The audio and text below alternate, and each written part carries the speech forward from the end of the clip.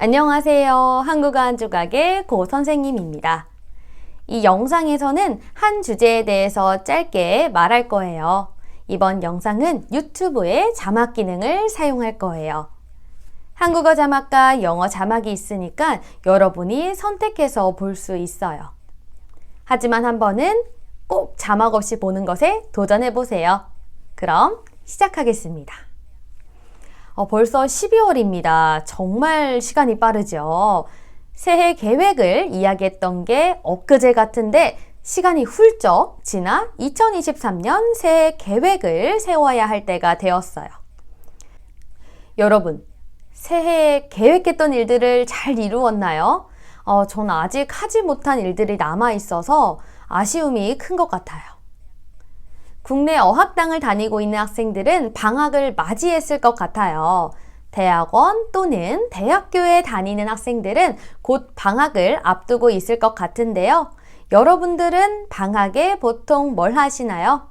오늘은 방학을 어떻게 보내는지에 대해 이야기를 해보려고 해요. 방학 동안 아르바이트를 하는 사람도 있을 거고, 친구들과 시간을 보내는 사람도 있을 거예요. 또 여행을 가는 사람도 있을 것 같고요. 사람들마다 방학을 보내는 방식이 다 다를 것 같은데요. 제 주변 사람들에게 대학교에 다닐 때 방학을 어떻게 보냈는지 질문을 해봤어요. 가장 많이 대답한 순서대로 소개를 해보려고 해요. 그럼 시작해볼까요? 첫 번째는 대외 활동이에요. 대외 활동은 다른 학교 학생들과 친해질 수 있는 좋은 기회예요. 전 예전에 청춘 페스티벌이라고 해서 영화제 대회 활동을 한 적이 있어요. 이 대회 활동에서 만난 친구들과 아직도 연락하며 지내고 있어요. 대회 활동의 장점은 내가 관심 있는 일을 해볼 수 있다는 거예요. 22살 때 MC 관련 일을 해보고 싶어서 이 대회 활동을 하게 되었어요. 그때 배웠던 것들이 지금도 도움이 많이 되고 있어요. 특히 발음 교정할 때 많은 도움이 된 것 같아요. 이외에도 다양한 대외 활동이 있으니 한번 해보세요. 요즘 취업을 하려면 많은 스펙이 필요하잖아요. 원하는 곳에서 일을 하려면 경력이 있으면 유리해요. 취업과 관련 있는 대외 활동을 하면 도움이 되지 않을까요? 시간이 있다면 꼭 대외 활동을 해보라고 추천하고 싶어요. 두 번째는 동아리예요. 동아리의 장점은 다른 전공 학생들과 친해질 수 있어요. 저는 예전에 춤 동아리를 했었는데요. 다른 전공 학생들과 이야기를 할 수 있어서 좋았어요. 전공이 같은 사람들과 친하게 지내는 것도 중요하지만 다른 과 사람들과 친하게 지내면 더 다양한 친구들과 어울릴 수 있겠죠. 그리고 연합 동아리라고 해서 다른 학교와 함께 동아리 활동을 하는 학교도 있어요. 연합 동아리에 가입을 하게 되면 다양한 학교 학생들과 교류할 수 있는 좋은 기회니까 한번 해보세요. 세 번째는 축제 및 공연이에요. EDM, 락 페스티벌 등 다양한 축제가 있고 연말에 많은 가수들이 공연을 하곤 해요. 크리스마스, 연말 등 특별한 날을 기념하기 위해 공연을 하니까 미리 날짜와 시간을 확인하고 티켓팅을 해보세요. 저는 한 번도 티켓팅에 성공한 적이 없는데요. 여러분은 꼭 성공하기를 바랄게요. 네 번째는 운동이에요. 운동은 고사하고 공부할 시간도 없어요. 어떤 사람들은 이렇게 이야기할 수도 있지만 운동은 하면 할수록 건강을 유지하는 데 도움이 되기 때문에 꼭 했으면 좋겠어요.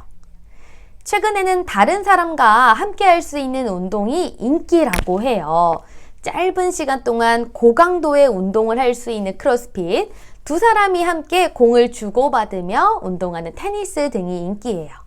매일 공부하는 것도 좋지만 자리에 일어나서 가볍게 스트레칭이라도 해보는 게 어떨까요? 다섯 번째는 아르바이트예요. 방학 동안 학비 또는 생활비를 마련하기 위해 한다고 들었어요.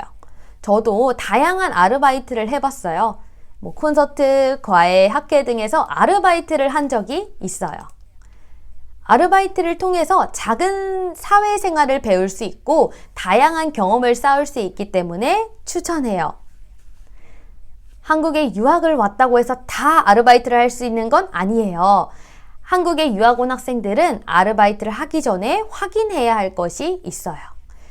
유학 기간, 아르바이트 시간, 토픽 유무 등을 확인해야 해요.